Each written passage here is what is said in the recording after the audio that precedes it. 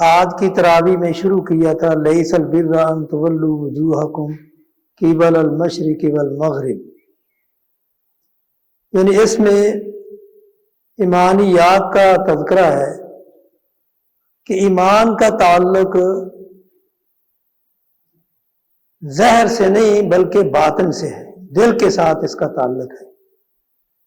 اگر آپ ظاہری عبادات ادا کرتے ہیں لیکن آپ کے دل میں اخلاص نہیں، تو ان عبادات کا، ظاہری اعمال کا آپ کو کوئی فائدہ نہیں ہوگا قیامت کے دن۔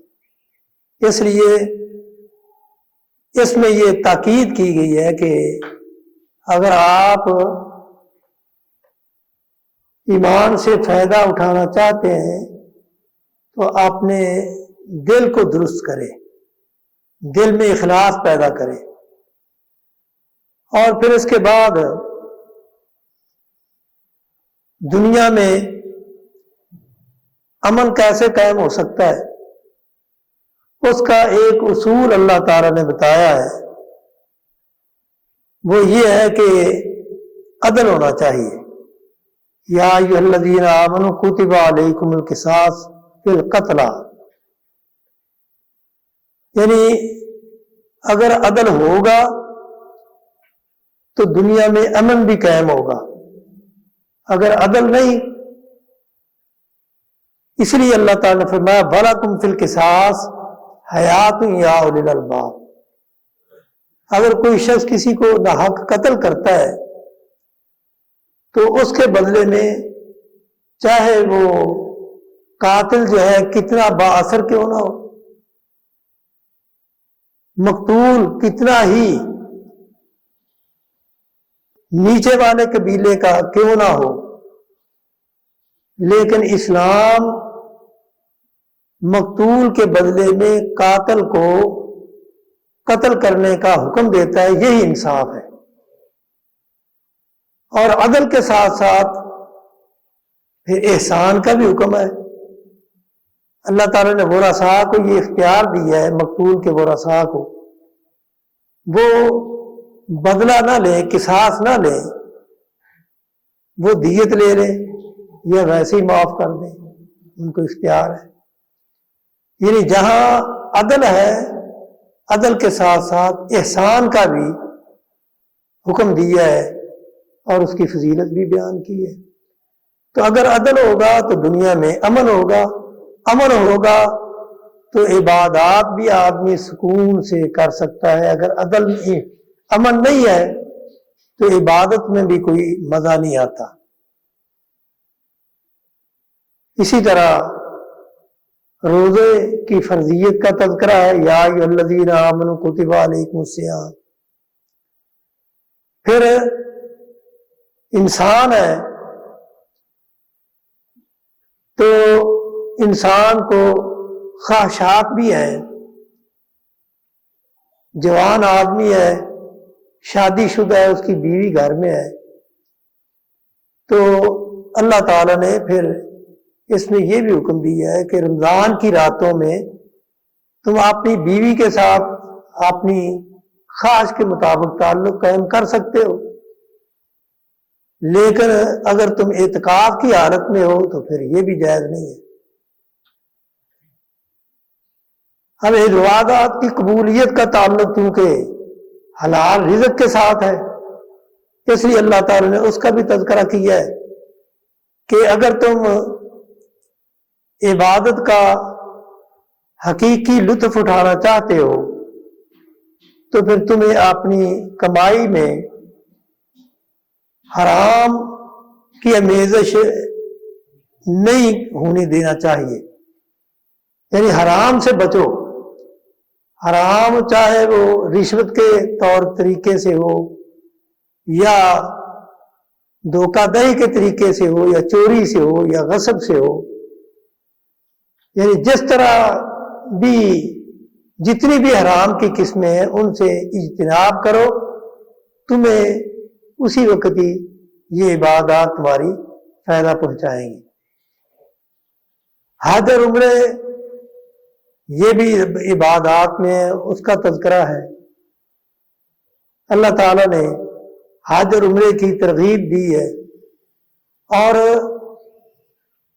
یہاں بھی اس بات کا خیال رکھا گیا ہے کہ اللہ تعالیٰ نے امیر اور غریب سب لوگوں کو یہ حکم دیا ہے کہ جو صاحب استطاعت ہیں وہ سال میں ایک مرتبہ ایک جگہ اکٹھے ہو کے وہ مساوات کا مظاہرہ کریں، یعنی ایک ہی سب کا لباس ہو، ایک ہی تلبیہ ہو، ایک ہی کلمہ ہو، اور ایک جیسی ہی سب کی عبادات ہوں، یعنی سال میں ایک دن جو ہے وہ مساوات کا مظاہرہ ہونا چاہیے۔ یہ حج ہمیں یہی تعلیم دیتا ہے۔ اور پھر دنیا میں خیر اور شر کا مقابلہ رہا ہے ہمیشہ سے اور ہمیشہ رہے گا، تو اس کے لیے اللہ تعالیٰ نے جہاد کی ترغیب دی ہے کہ اگر شر کو دبانا چاہتے ہو تو اس کے لیے جہاد کے لیے تمہیں تیار ہونا چاہیے۔ جہاد کا بھی تذکرہ ہے۔ پھر جو شخص ایمان سے پھر جائے، مرتد ہو جائے، اس کی سزا ہے۔ جس طرح ایک آدمی باغی ہو جاتا ہے، غدار،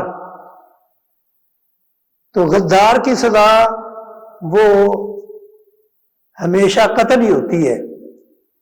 تو گویا کہ جو کلمہ پڑھ کے اللہ کے ساتھ ایک عہد کر کے وہ پھر غداری کرتا ہے، مرتد ہو جاتا ہے، تو وہ اس قابل نہیں ہے کہ اسے دنیا میں پھر زندہ چھوڑا جائے۔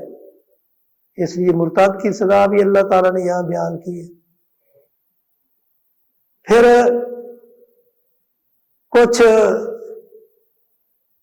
ایسی چیزیں ہیں، خوراک ایسی ہے جس کو شراب کہتے ہیں، جوا کہتے ہیں، تو اللہ تعالیٰ نے، کیونکہ شراب کے اگر فائد بھی ہیں لیکن نقصان اس کے بہت زیادہ ہے، اور سب سے عام بات جو اس سورہ میں اللہ تعالیٰ نے بیان کی ہے وہ یہ ہے کہ دنیا قائم ہے معاشرے کے ساتھ، اور معاشرہ قائم ہوتا ہے خامد اور بیوی کے ساتھ۔ اس لیے خامد اور بیوی کے مسائل کا تذکرہ بھی یہاں کیا گیا ہے تفصیل سے، اور پھر